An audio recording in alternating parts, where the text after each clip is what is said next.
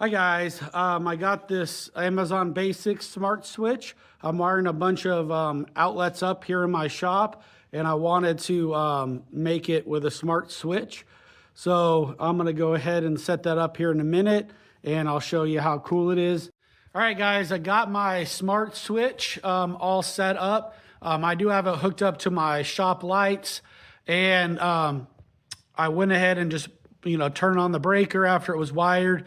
Open my Alexa app, and it automatically said, "Hey, you got a new device sitting here to be added."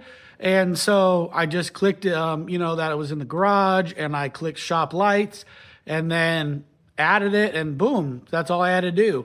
It was super simple. So now I have an Alexa out here in my shop, so I can say, "Alexa, turn off shop lights."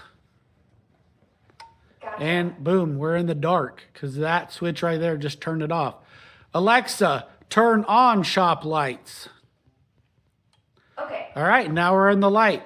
And the best thing about this is you can set it for like different skills and routines.